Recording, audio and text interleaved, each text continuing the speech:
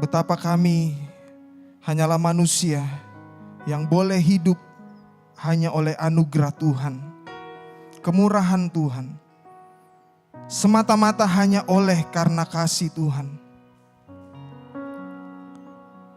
Ajar kami saat ini merenungkan firman-Mu. Roh Kudus, Kau tolong setiap kami, hamba-Mu sebagai manusia yang tidak sempurna berbicara kepada jemaat-Mu yang tidak sempurna. Roh Kudus, tolong setiap kami, tolong kami untuk dapat melakukan firman-Mu. Berkati, berikan kami pengertian, celikan mata rohani kami untuk kami dapat mengerti firman-Mu yang akan kami dengarkan. Dan biar kami kembalikan segala puji, hormat, syukur, kemuliaan hanya bagi Tuhan Yesus. Mari setiap kita yang siap mendengarkan dan merenungkan firman Tuhan, sama-sama kita katakan, amin. Anugerah Tuhan, kita boleh memasuki tahun 2025. Walaupun baru 10 hari ya, 11 hari.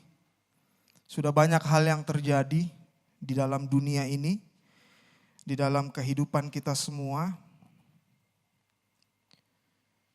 Ya, apalagi kemarin yang lagi hype-nya itu Los Angeles ya. Terbakar ya. Dan banyak spekulasi, banyak ya orang berpikir tentang ini, tentang itu. Kita tidak tahu, tetapi Tuhan tahu. Ya, Tuhan tahu yang terbaik. God knows best. Kita buka slide Lukas 6, 27 sampai 36. Kita baca bersama-sama. Kita buka Alkitab kita, kalau slide-nya biar tetap di PowerPoint saja. Kita buka masing-masing Lukas 6 ayat 27 sampai Lukas 6 ayat 27 sampai ayat yang ke-36. Dan saya rindu kita membaca bergantian. Saya akan baca ayat yang ke-27, teman-teman baca ayat yang ke-28. Dan kita bergantian sampai di ayat yang ke-36.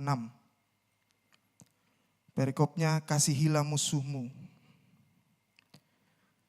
27.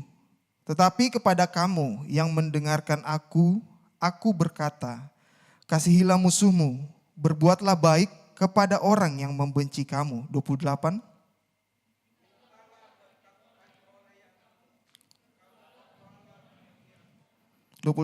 Barang siapa menamparmu yang satu, berikanlah juga kepadanya pipimu yang lain. Dan barang siapa yang mengambil jubahmu, biarkan juga ia mengambil bajumu. 30.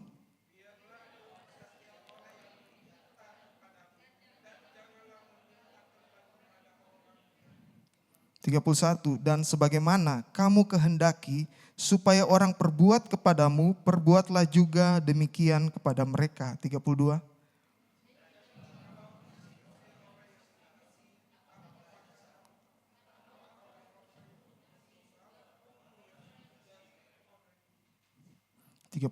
Sebab jikalau kamu berbuat baik kepada orang yang berbuat baik kepada kamu, apakah jasamu?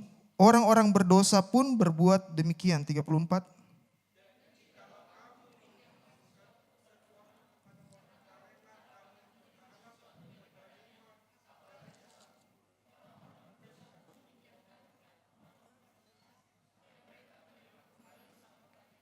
Ayat 35. Tetapi kita baca bersama-sama. Ayat 35, 1, 2, 3. Tetapi kamu kasihilah musuhmu dan berbuatlah baik kepada mereka dan pinjamkan dengan tidak mengharapkan balasan, maka upahmu akan besar dan kamu akan menjadi anak-anak Allah yang maha tinggi. Sebab ia baik terhadap orang-orang yang tidak tahu berterima kasih dan terhadap orang-orang jahat. 36. Hendaklah kamu murah hati sama seperti Bapamu adalah murah hati. Ya, firman Tuhan datang dengan sesuatu yang agak sulit ya.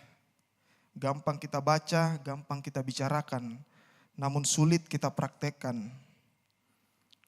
Lukas 6 ayat 27 ini, kalau kita punya Alkitab, Alkitab aplikasi dan juga di sini ada ayat yang paralel ya dengan perikop ini, yaitu di dalam Matius 5 ayat 38 sampai 48 yang sebentar juga kita akan baca. Ada beberapa hal yang akan kita pelajari, kalimat-kalimat yang agak sulit kita mengerti ya. Tetapi satu hal dari kebenaran yang kita sudah baca bahwa intinya ya, kasihilah musuhmu. Saya mendorong teman-teman baca ulang lagi di rumah. Ya, baca dengan pelan-pelan. Baca dan terus merenungkan, baca ulang terus merenungkan. Karena memang firman Tuhan ini tidak mudah. Tidak mudah. Yang jelas kita harus tahu bahwa kenapa kita harus mengasihi musuh.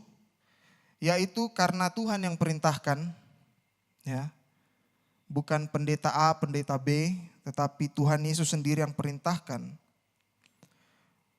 Kemudian yang kedua, karena kita ini ada musuh Allah. Kita ini orang-orang yang bermusuhan dengan Allah sebenarnya. Dan apa yang Allah lakukan kepada musuh-musuhnya, yaitu kita. Slide yang kedua, kita baca ya, Kolose 1 ayat 21, di situ berkata, juga kamu yang dahulu hidup jauh dari Allah dan yang memusuhinya dalam hati dan pikiran, seperti yang nyata dari perbuatanmu yang jahat. Apa buktinya kita ini musuh Allah? Buktinya waktu kita melakukan kejahatan. Buktinya waktu kita melanggar firman Tuhan. Itu buktinya kita sedang memusuhi Allah. Walaupun tidak terucap dari mulut kita, saya memusuhimu Tuhan, tidak. Tetapi firman Tuhan katakan kita memusuhinya di dalam hati dan pikiran seperti yang kelihatan dari perbuatan kita. Kita harus sadar dulu posisinya kita supaya kita tidak menganggap bahwa saya ini orang baik. Tidak. Kenyataannya adalah bahwa kita semua tidak terkecuali saya. Saya ini musuhnya Allah. Saya dan teman-teman kita semua ini musuh Allah. Ya. Waktu kita melakukan kesalahan, walaupun waktu kita tidak mengikuti tuntunan Roh Kudus dan mengikuti hawa nafsu kita, itulah bukti bahwa kita sedang memusuhi Allah. Dan Roma 5 ayat 10, sebab jikalau kita ketika masih seteru, masih bermusuhan, ya. Kalau teman-teman buka terjemahan yang lain, di situ waktu kita masih bermusuhan dengan Allah, ya. Dikatakan diperdamaikan dengan Allah oleh kematian anaknya. Kapan kita diperdamaikan? Bukan waktu kita datang dan percaya kepada Tuhan Yesus, tidak. Bahkan waktu kita masih musuh Allah, Tuhan sudah berinisiatif untuk memberikan perdamaian. Lebih-lebih kita yang sekarang telah diperdamaikan, pasti akan diselamatkan oleh hidupnya. Tuhan terlebih dahulu memberikan sebuah teladan. Tuhan tidak suruh-suruh, tapi Tuhan tidak lakukan. Kebanyakan pendeta hanya pintar ngomong ya, tapi tidak lakukan. Tetapi Tuhan Yesus sebelum dia perintahkan, Tuhan Yesus sudah duluan melakukan hal itu. Dia melakukan bukan untuk siapa-siapa, untuk kita. Kita ini musuh Allah loh. Sadari itu, kita ini musuh Allah, dan apa yang Allah lakukan kepada musuhnya? Dia mati untuk saya dan saudara. Dia mengasihi. Dia datang meninggalkan surga. menjalani kehidupan yang tanpa dosa dan mati sebagai orang berdosa. Dia mengambil tempat saya dan teman-teman. Itulah yang Allah lakukan kepada musuhnya. Dia mengasihi musuhnya, bukan hanya mengasihi dengan perkataan, tetapi kurang bukti apa? Salib. Yang sebentar kita juga akan renungkan bersama. Allah telah lebih dahulu melakukan kasihilah musuhmu itu. Kemudian kita akan melihat ayat paralel dari Lukas 6 ayat 27 sampai 36 tentang kasihilah musuhmu itu ada di dalam Matius 5 ayat 38 sampai ayat yang ke-48. Tapi kita hanya akan baca di dalam ayat 38 sampai 39 saja ya. Ya. Kamu telah mendengar firman, mata ganti mata dan gigi ganti gigi, ya. Matius 5 ayat 38. Tetapi aku berkata kepadamu, janganlah kamu melawan orang yang berbuat jahat kepadamu, melainkan siapapun yang menampar pipi kananmu, berilah juga kepadanya pipi kirimu. Kalau di Lukas tadi tidak dibilang pipi kanan, tetapi pipimu yang satu, kamu beri pipimu yang lain. Tetapi di dalam Matius dibilang menampar pipi kanan dan berilah pipi kiri. Kita akan melihat arti maksud dari ayat-ayat ini. Tetapi terlebih dahulu kita akan melihat mata ganti mata dan gigi ganti gigi. Bahwa perintah mata ganti mata, gigi ganti gigi itu adalah memang diperintahkan oleh Tuhan di dalam perjanjian lama. Ya. Dan kita akan melihat apa maksudnya. Di dalam tadi Matius 5 ayat 38, di situ ada ayat-ayat paralel yang ada di perjanjian lama. Ada 3 ayat paralel di perjanjian lama. Yang Matius 5 ayat 38 itu ada Keluaran 21 ayat 24, ada Imamat 24 ayat 20, dan ada Ulangan 19 ayat 21. Itulah ayat-ayat paralel yang tertulis di dalam perjanjian lama tentang mata ganti mata dan gigi ganti gigi. Kita akan melihat 2 ya. Nanti teman-teman bisa baca lagi yang satunya. Kita buka Keluaran 21 ayat 22 dan 20 sampai 25 ya. Keluaran 21 ayat 22 sampai 25.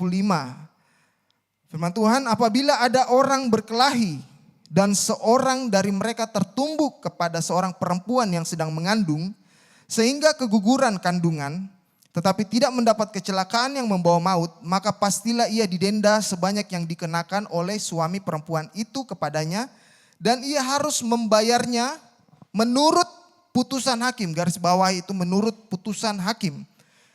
Lanjut, tetapi jika perempuan itu mendapat kecelakaan yang membawa maut, maka engkau harus memberikan nyawa ganti nyawa, mata ganti mata, gigi ganti gigi, tangan ganti tangan, kaki ganti kaki, lecur ganti lecur, luka ganti luka, bengkak ganti bengkak. Apakah perintah gigi ganti gigi ini merupakan perintah untuk membalas dendam? Kita akan lihat sebentar. Tapi melihat tadi bahwa ada putusan hakim ya. Kita lihat paralel ayat yang kedua, Imamat 24 ayat 19 dan 20, Imamat 24 ayat 19 dan 20. Apabila seseorang membuat orang sesamanya bercacat, maka seperti yang telah dilakukannya, begitulah harus dilakukan kepadanya. Ya, penting ini kita mengerti ya. Dikatakan seperti yang dilakukannya,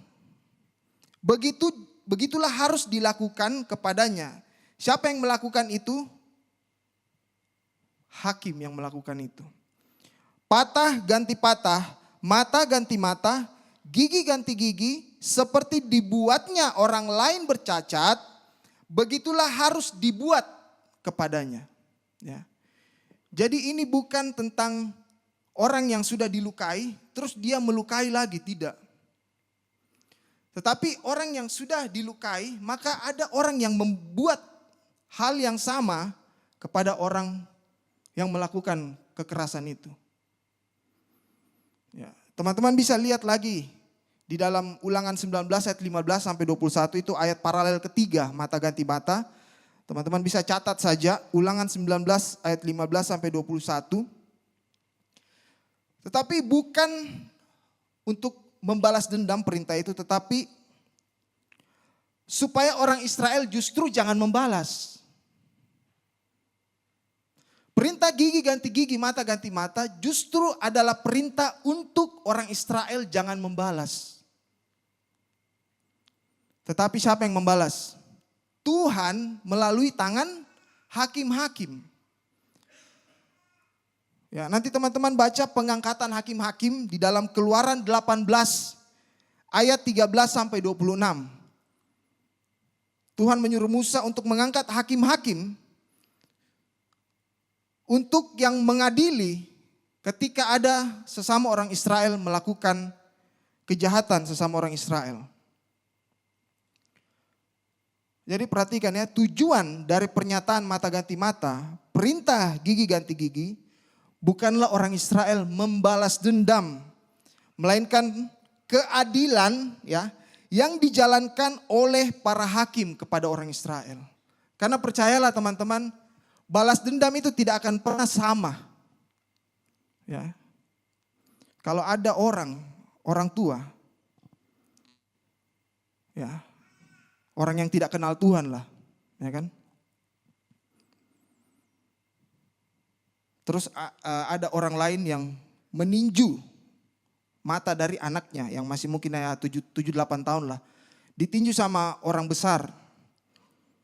Kalau kita memakai peraturan balas dendam, mata ganti mata, ya, saya yakin orang tua dari si anak ini bukan hanya meninju dengan pelan, tidak.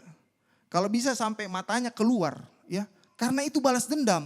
Balas dendam tidak pernah setara. Balas dendam akan selalu lebih dari kejahatan yang dilakukan. Ya. Kalau kau kasih patah kakiku satu, saya akan kasih patah kakimu dua. Itulah balas dendam. Makanya Tuhan melarang balas dendam. Tuhan mau ada apa? Keadilan. Makanya Tuhan mengangkat hakim-hakim untuk mengadili. Ya, hakim-hakim yang memutuskan. Bukan pelaku. Bukan korban yang memutuskan, tidak. Tetapi ada hakim. Ya. Jadi keadilan yang dijalankan oleh para hakim kepada setiap masing-masing orang Israel, itulah tujuan dari perintah mata ganti mata, gigi ganti gigi. Kemudian Matius 5 ayat 43 ya, kita melihat satu ayat Matius 5 ayat 43. Dikatakan kamu telah mendengar firman, kasihilah sesamamu manusia dan bencilah musuhmu. Nah, kalau kasihilah sesama manusia ya it's okay, ada. Tetapi perhatikan ini, orang Farisi dan ahli-ahli Taurat, pemimpin-pemimpin agama, dia menambahkan satu perintah yang tidak ditulis dalam perjanjian lama. Apa itu? Bencilah musuhmu. Kita lihat ayat paralel dari Matius 5 ayat 43 ini di perjanjian lama, yaitu di dalam Imamat 19 ayat 18. Apakah ada perintah bencilah musuhmu? Kita lihat ayat paralelnya Imamat 19 ayat 18 ya. Firman Tuhan, janganlah engkau menuntut balas. Ini sangat jelas ya.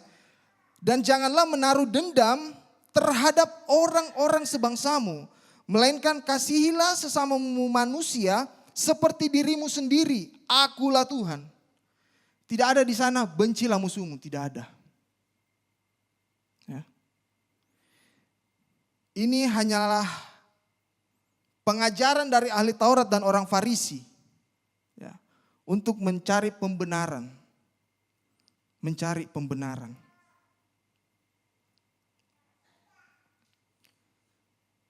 Slide ketiga. Lukas 6 ayat 27 ya, slide-nya.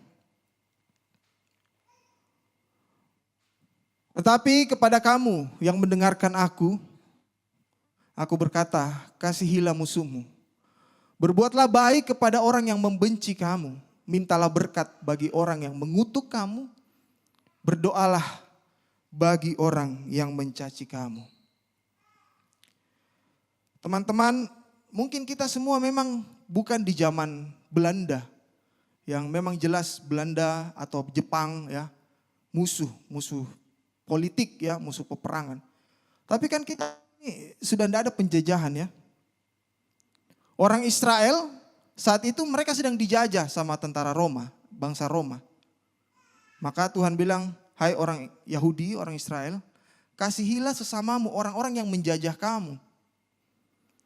Nah, kita sekarang kan bukan di dalam zaman penjajahan ya. Dan saya percaya kita semua tidak punya musuh di sini.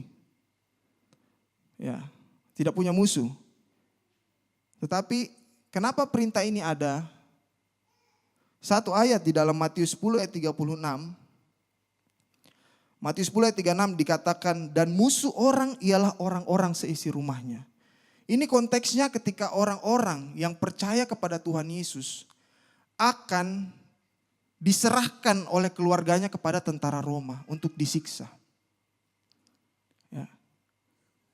Orang-orang yang menyakiti kita, itulah yang harus kita kasihi. Kita mungkin tidak mencap, woi kau musuhku, nah tidak. Tetapi orang-orang yang menjahati kita di kantor, di kampus, ya, di gereja, ada orang-orang yang menjahati kita. Kita tidak menganggap dia musuh. Tetapi yang harus kita lakukan, kasihilah orang-orang yang membenci kamu.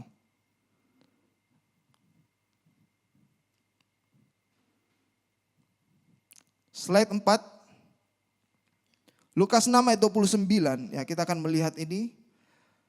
Barang siapa menampar pipimu yang satu, berikanlah juga kepadanya pipimu yang lain. Dan barang siapa yang mengambil jubahmu, biarkan juga ia mengambil bajumu. Ya. Matius 5 ayat yang sama. Tetapi aku berkata kepadamu, janganlah kamu melawan orang yang berbuat jahat kepadamu. Ya, inilah kategori musuh di sini. Kita tidak pernah bermimpi punya musuh. Tetapi memang kenyataannya dalam hidup ada orang yang akan berbuat jahat kepada kita. Ya, dan kita jangan melawan. Dan dikatakan, melainkan siapapun yang menampar pipi kananmu, berilah juga kepadanya pipi kirimu. Nah, kita akan melihat arti dari ditampar pipi kanan, kasih pipi kiri. Tetapi yang jelas begini teman-teman ya, perintah waktu ditampar pipi kiri, pipi kanan ya, kita kasih pipi kiri, itu bukanlah sebuah perintah, perhatikan ini, bukanlah sebuah perintah untuk kita pasif waktu kita ingin disakiti tubuhnya kita. Kayak ada laki-laki atau perempuan ya, perempuan mau diperkosa, mau dijahati, mau diperkosa, kita ingat, aduh dikasih, misalnya kita ditampar pipi kanan, kita kasih pipi kiri. Berarti saya jangan melawan, saya pasif saja biar dia apa-apai. Bukan. Ya. Ditampar pipi kanan, kasih pipi kiri, bukanlah perintah untuk kita bersikap pasif ya, pasif ketika kita ingin dicelakai secara fisik. Arti menampar pipi kanan di dalam kalangan orang Yahudi ya, ini adalah sebuah penghinaan.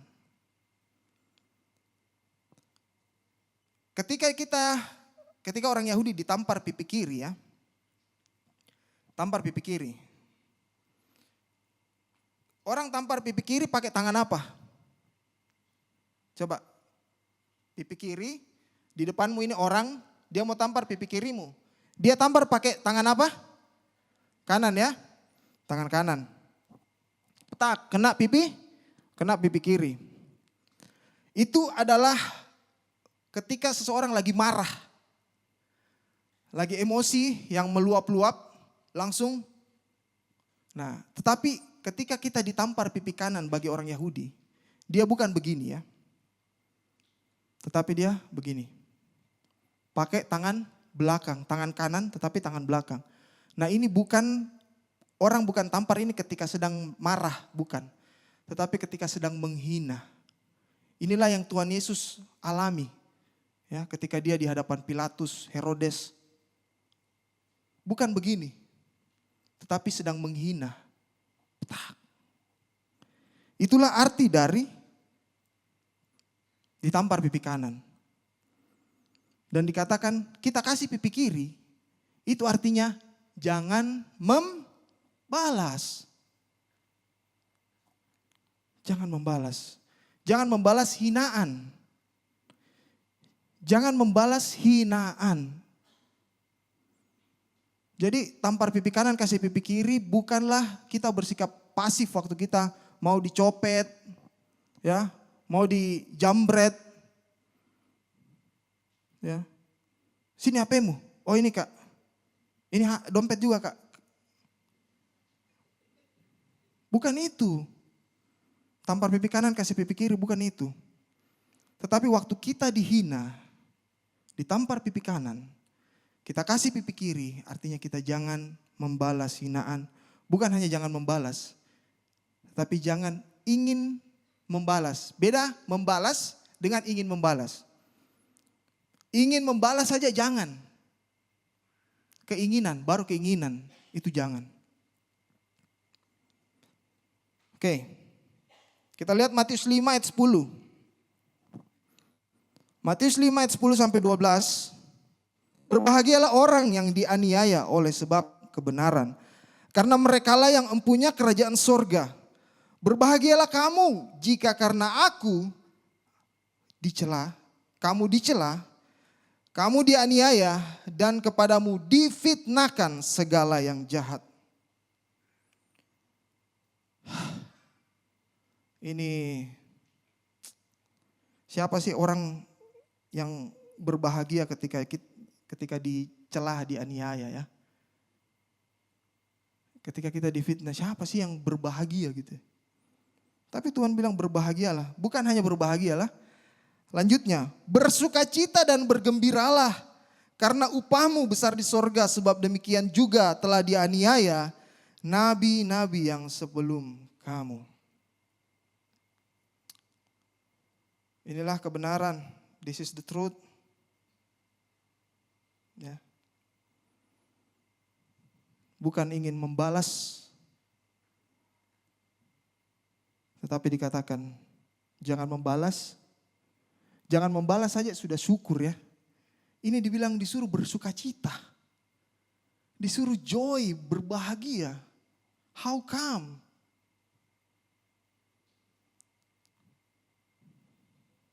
Satu Petrus 2 ayat 20 sampai 23. 1 Petrus 2 ayat 20 sampai 23. Sebab dapatkah disebut pujian jika kamu menderita pukulan karena kamu berbuat dosa? Tetapi jika kamu berbuat baik dan karena itu kamu harus menderita, maka itu adalah kasih karunia pada Allah. Sebab untuk itulah kamu dipanggil. Karena Kristus pun telah menderita untuk kamu dan telah meninggalkan teladan bagimu, supaya kamu mengikuti jejaknya. Ia tidak berbuat dosa dan tipu tidak ada dalam mulutnya. Ketika ia dicaci maki, ia tidak membalas dengan mencaci maki.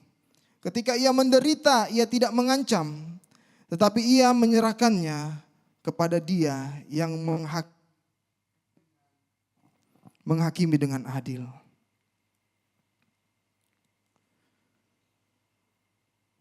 Kasih karunia teman-teman kalau kita difitnah, dianiaya. Ya. Kita mengasihi musuh bukan dengan kekuatan kita, tetapi dengan anugerah Allah. Slide berikutnya. Seorang pendeta ya, Saint Augustine. Dia berkata, that your enemies have been created, is God's doing. Musuh-musuhmu itu memang ada diciptakan oleh Tuhan. Perhatikan ini. Musuh-musuhmu itu ada diciptakan oleh Tuhan. That they hate you and wish you to ruin you is their own doing. Ketika mereka membencimu dan berharap untuk menghancurkanmu, itu adalah dari mereka sendiri. What should you say about them in your mind? Apa yang kau harus katakan kepada mereka di dalam pikiranmu? Lord, be merciful to them. Forgive them their sins. Put the fear of God in them. Change them. Terus dia bilang, you are loving in them. Not what they are. Engkau mengasihi mereka bukan karena siapa mereka. saat itu ya. But what you will have them to become. Tetapi kau mengasihi mereka dengan harapan dia akan menjadi sesuatu yang lebih baik.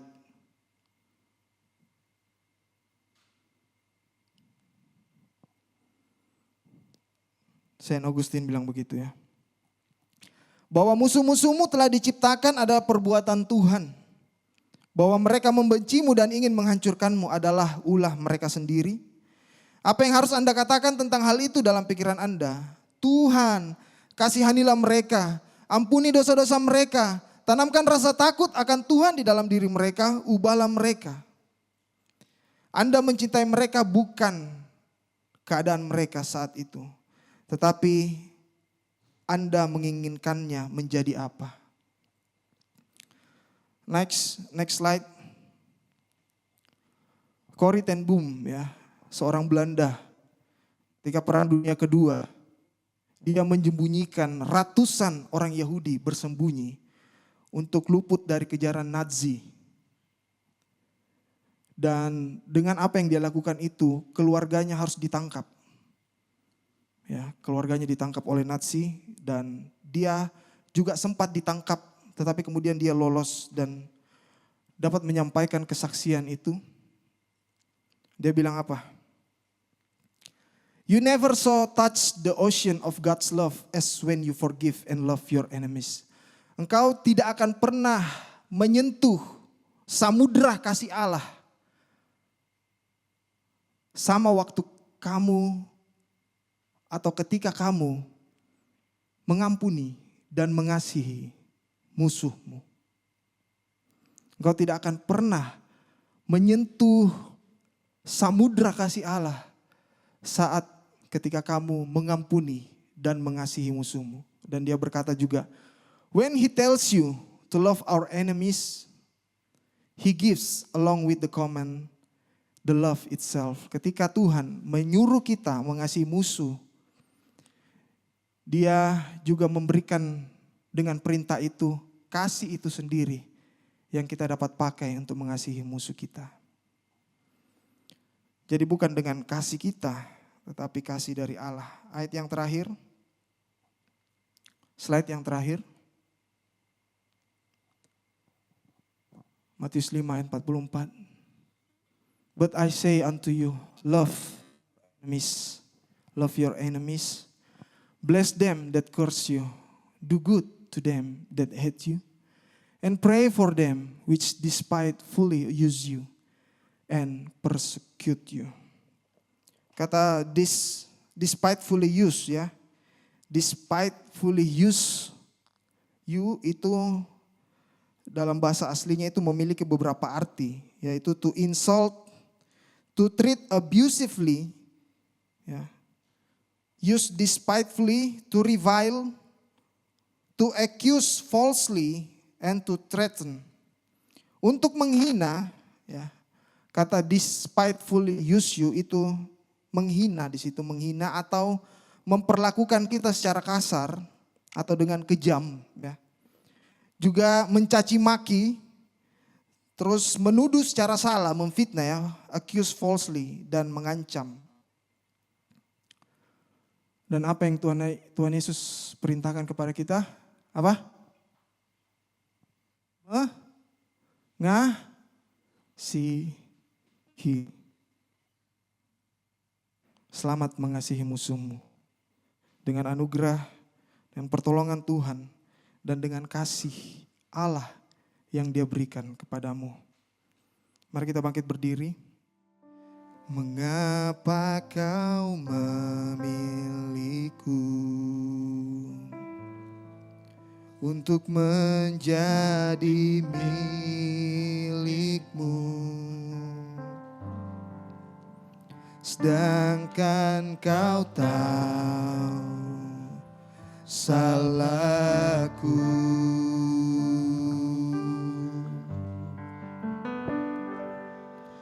Bagaimana mungkin kau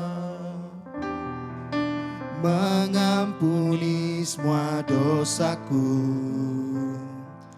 dan mau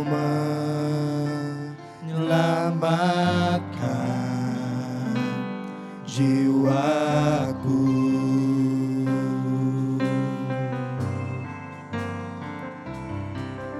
Tuhan tolongku,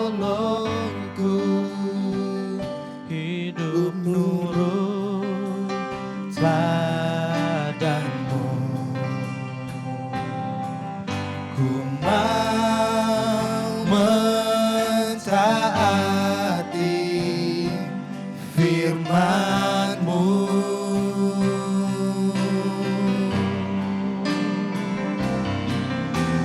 Hidupku sekarang hanya bagi-Mu, berjalan serta-Mu setiap hari. Mengapa Kau memilihku untuk menjadi milikmu, sedangkan Kau tahu salahku.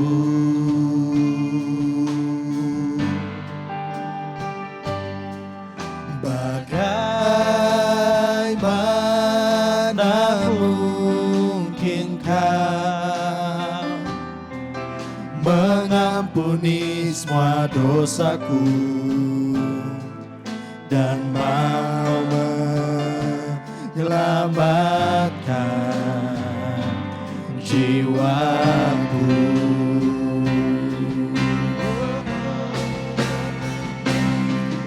Tuhan tolongku, hidup nurut teladan-Mu.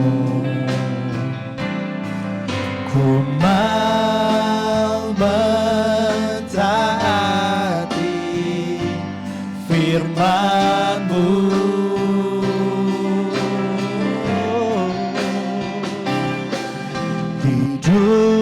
Hidupku sekarang